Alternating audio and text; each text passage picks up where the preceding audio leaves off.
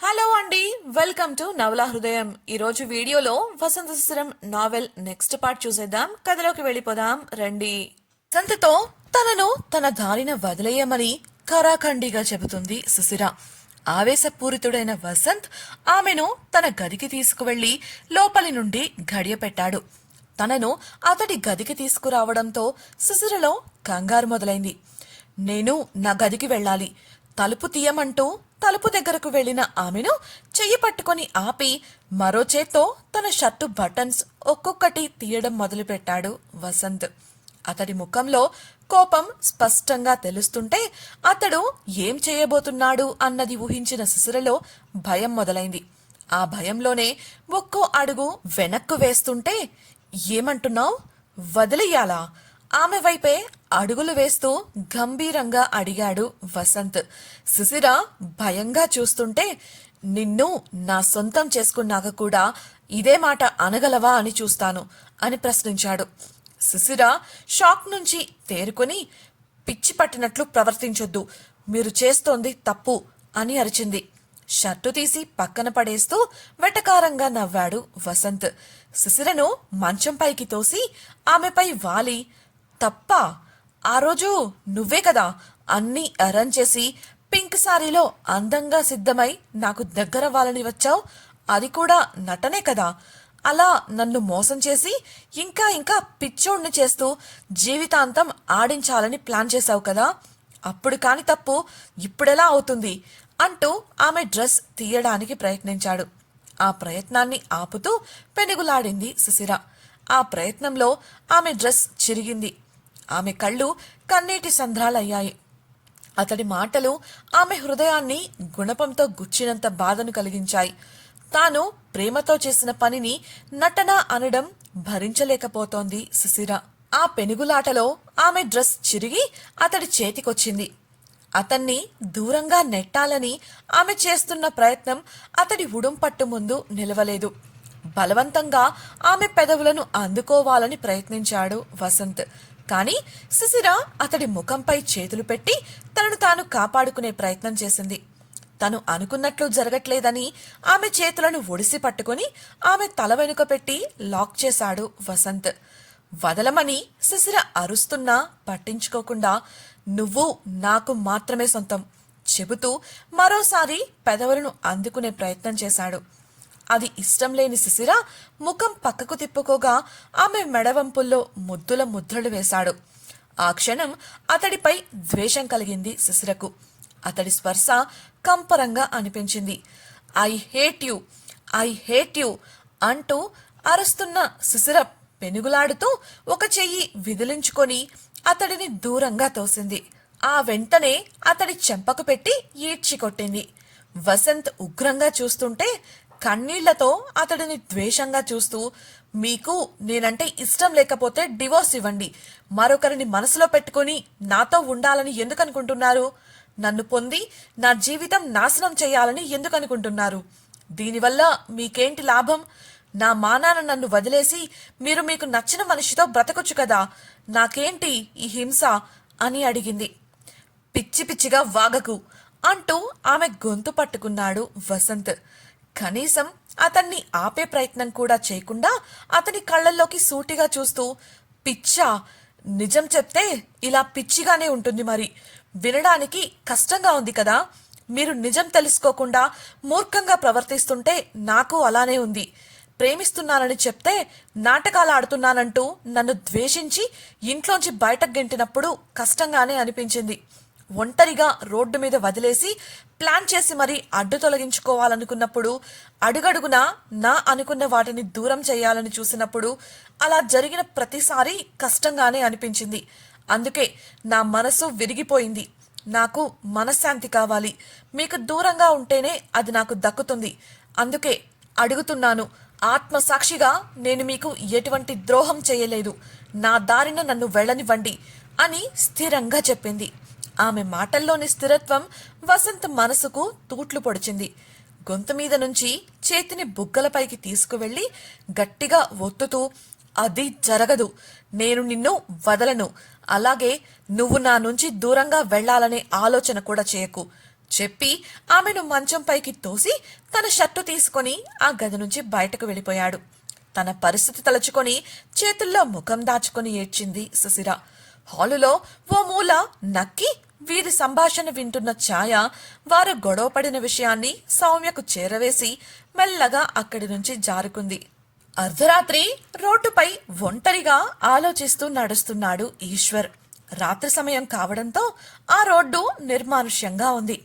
కొంతసేపటి ముందు తనకు వచ్చిన ఫోన్ కాల్, అలాగే ఆ కాల్ ద్వారా అతడు తెలుసుకున్న విషయం గురించే అతడి ఆలోచన. ఆ ధ్యాసలో తనను వెనుక నుంచి ఒకరు నీడలా ఫాలో అవుతున్నారు అన్న విషయాన్ని కూడా అతడు గ్రహించలేదు. కొంత దూరం వెళ్ళాక ఆలోచనల బడలిక వల్ల విసుగొచ్చి నేలపై కనిపించిన చిన్న రాయిని కాలితో తన్నాడు. ఆ క్షణాన అతడికి తన వెనుక ఎవరో ఉన్నారు అనిపించింది. బయటపడకుండా అప్రమత్తంగా ముందుకు నడవబోతుంటే ఇంత పరధ్యానం సుశిర గురించే కదా అన్న ఓ అమ్మాయి స్వరం వినపడింది. విసుగ్గా, అది నీకనవసరం, అయినా అసలు నువ్వెందుకొచ్చావు ఇక్కడికి అని ప్రశ్నించాడు ఈశ్వర్.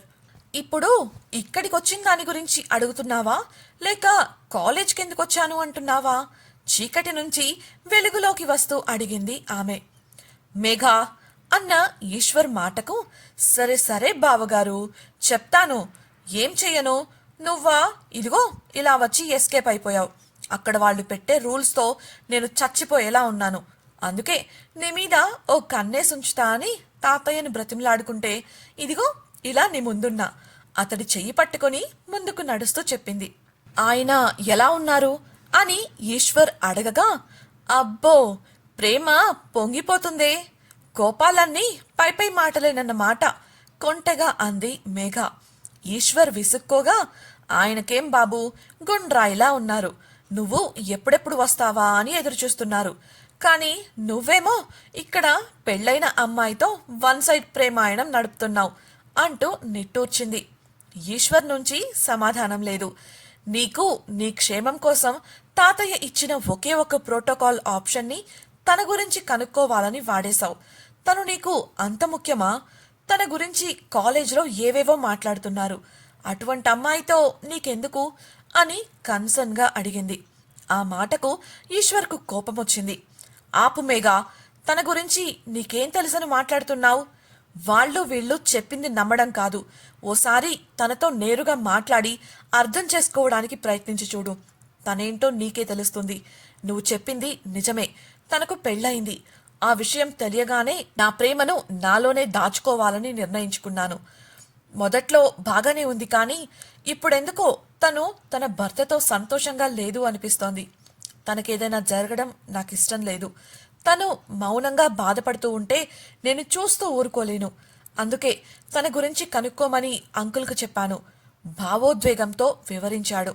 అంతా విన్న మేఘ, ఇంత చక్కగా భవిష్యత్తులో నాకు కాబోయే మొగుడు కూడా ప్రేమిస్తే బావుండు అని వెంటనే, ఇంతకీ తన గురించి ఏమని తెలిసింది, అంకుల్ ఏం చెప్పారు అని అడిగింది. ఆ ప్రశ్నలకు నిమిషం పాటు మౌనంగా ఉండిపోయాడు ఈశ్వర్. ఏమైంది? తను నిజంగానే ప్రాబ్లమ్స్లో ఉందా? నువ్వు హెల్ప్ చేయాలనుకుంటున్నావా అని అడిగిన మేఘాను, తన భర్త ఎవరో తెలుసా మేఘా అని ప్రశ్నించాడు ఈశ్వర్. ఎవరు అన్నట్లు చూస్తున్న మేఘాకు smart work group CEO mister Vasanth అని సమాధానమిచ్చాడు ఈశ్వర్. మేఘ షాక్తో కళ్ళు పెద్దవి చేసి చూస్తుంటే పళ్ళు కొరుకుతూ, ఈ మధ్య వాళ్ళ కంపెనీ డేటా హ్యాక్ అవ్వడం వల్ల లీక్ అయింది. అయితే దాని వెనుక సిసిరే ఉందన్నట్లు సాక్ష్యాలు దొరకడంతో తనను అనుమానించి కంపెనీ నుంచి బయటకు పంపించాడు. బహుశా అందువల్లే వాళ్ళ మధ్య గొడవలు మొదలై ఉంటాయి. కొద్ది రోజుల క్రితం తలకు కట్టుతో కనిపించింది. అసలు అతడికి ఆ మాత్రం కూడా నమ్మకం లేదా తన మీద? ఇంత దానికి పెళ్లి చేసుకోవడం ఎందుకు అంటూ పిడికిలి బిగించాడు. సీఈఓ వసంత్కి భార్య అయ్యుండి తనెలా ఇంత సింపుల్గా ఉంది? అది కూడా ఆ విషయం ఎక్కడా బయట పెట్టలేదు. అడ్వాంటేజ్ తీసుకునేవారైతే తప్పకుండా బయట పెట్టి గొప్పలకు పోయేవారు. కానీ తను అలా చెయ్యలేదు. అక్కడే తను సిన్సియర్ అని తెలుస్తోంది. అటువంటి అమ్మాయిని ఎలా అనుమానిస్తాడు? ఇంతకీ తనకి నువ్వెలా సాయపడదాం అనుకుంటున్నావు అని అడిగింది మేఘ. ఏమో తెలియదు, పూర్తి వివరాలు రేపు రాత్రికి ఇస్తానని అంకుల్ చెప్పారు. అప్పుడు ఆలోచించాల్సిందే అంటూ నిట్టూర్చాడు ఈశ్వర్. "హ్మ్, నీకు తను ఎందుకు నచ్చిందో నాకిప్పుడు అర్థమైంది" అన్న మేఘ వంక నొసలు చిట్లించి చూశాడు ఈశ్వర్. మీ ఇద్దరిని ఒకరి ముందు ఒకరిని నిలబెడితే అద్దంలో చూసుకున్నట్లు ఉంటుంది. ఎంత గొప్ప స్థానంలో ఉన్నప్పటికీ బయటకు చూపించకుండా సాధారణంగా ఉండటానికి ప్రయత్నిస్తారు. మీ చుట్టూ ఉన్న వారిని భేదం చూపించకుండా అందరినీ ఒకేలా ట్రీట్ చేస్తారు. అలాగే ఎవరు ఏమన్నా పట్టించుకోకుండా మీ పని మీరు చేసుకుంటూ పోతారు. ఇద్దరూ ఒకేలాంటి వాళ్ళు అని వివరించింది మేఘ. నిట్టూర్చి, ఇదంతా బాగానే ఉంది కానీ ఇంత అర్ధరాత్రి వేళ నువ్వేంటి రోడ్లపై ఒంటరిగా? స్వరంలో కోపాన్ని దట్టించి అడిగాడు ఈశ్వర్. ఏడుపు ముఖం పెడుతూ, ఇదిగో ఈ కోపమే వద్దనేది. నా రూమ్మేట్స్ ఇద్దరూ నిద్రపోకుండా వాళ్ల బాయ్ ఫ్రెండ్స్తో బాతకాని మొదలుపెట్టారు. అటు నిద్ర పట్టక ఇటు ఈ సోది వినలేక బయటకొచ్చాను. ఇంతలో నువ్వు కనిపించావు. నువ్వుండగా నాకేంటి భయం? అందుకే ఫాలో అవుతూ వచ్చాను. బుజ్జగింపుగా అతని షర్టు పట్టుకొని గుంజుతూ చెప్పింది. పద, హాస్టల్ దగ్గర దిగబెడతాను. ఇంకెప్పుడూ ఇలా అర్ధరాత్రి పూట బయటకు రాకు. స్నేహితులు తోడుగా వస్తామన్నా సరే రాకు, హెచ్చరిస్తున్నట్లే చెప్పాడు ఈశ్వర్. సరే మహాప్రభో, ఇంకెప్పుడైనా ఏదైనా అవసరమైతే నిన్నే అడుగుతా. నువ్వు కూడా ఇలా బయట తిరగకు. ఎప్పుడు ఎవడు మీద పడతాడో తెలియదు. అసలే అంకుల్ని కాంటాక్ట్ చేశావు. ఆ విషయం బయటకు కానీ వెళ్ళిందంటే ఇంకా అంతే సంగతులు. బయటకు వెళ్ళనంత వరకు మాత్రమే నువ్వు సేఫ్ అంది మేఘ. ఆమెను హాస్టల్ దగ్గర దింపి తన గదికి వెళ్ళిపోయాడు ఈశ్వర్. పార్టీ ముగించుకొని మనో కుటుంబంతో కలిసి డిన్నర్ చేసి అర్ధరాత్రి సమయంలో ఇంటికి చేరుకున్నారు రాజేంద్రవర్మ కుటుంబం. ఇంట్లోకి అడుగు పెట్టడమే గుడ్ నైట్ తాతయ్య, గుడ్ నైట్ నాన్న, గుడ్ నైట్ అమ్మా సంతోషంగా చెప్పి మెట్ల వైపుకు కదిలింది సౌమ్య.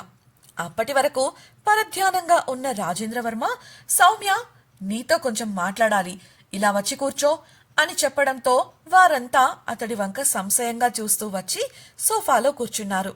సౌమ్యలో చిన్న కలవరం మొదలైంది.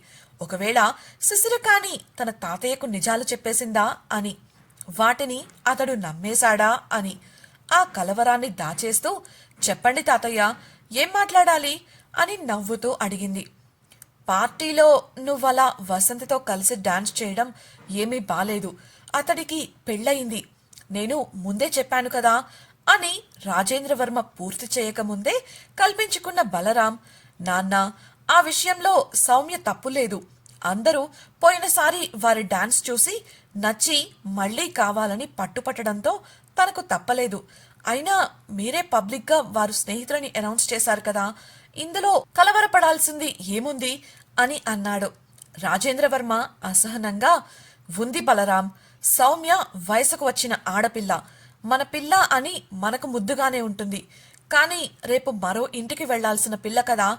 అసలు తను విదేశాల నుంచి రాగానే పెళ్లి చేయాలి అనే కదా అనుకున్నాం. ఇప్పుడు మనం చూసే సంబంధం వాళ్ళైనా అదే రేపు సౌమ్య కట్టుకోబోయేవాడో లేక అతడి తరపువారో మన పిల్ల గురించి తప్పులు ఎత్తి చూపకూడదు కదా, అందుకే చెబుతున్నాను అని చెప్పడంతో బలరాం, భవానీలకు అతని ఉద్దేశం కూడా సరైనదే అనిపించింది.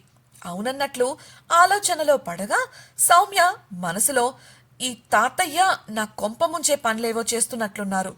కొంపతీసి ఆయనకు నాపై అనుమానం వచ్చిందా ఏంటి అని అనుకుంది. రాజేంద్రవర్మ మళ్లీ కల్పించుకొని, ఇప్పుడెలాగో సౌమ్య ఒక ప్రాజెక్టు విజయవంతంగా పూర్తి చేసి తన నైపుణ్యాలను నిరూపించుకుంది కాబట్టి దాంతోపాటు తనను ఓ ఇంటిదాన్ని చెయ్యాలని నేను నిర్ణయించుకున్నాను. ఓ మంచి అబ్బాయిని, ముఖ్యంగా మన సౌమ్యకు తగిన వాడిని చూసి పెళ్లి చేయాలనుకుంటున్నాను. మీరేమంటారు? ఎంతైనా మీరు తన తల్లిదండ్రులు కదా అని అడిగాడు.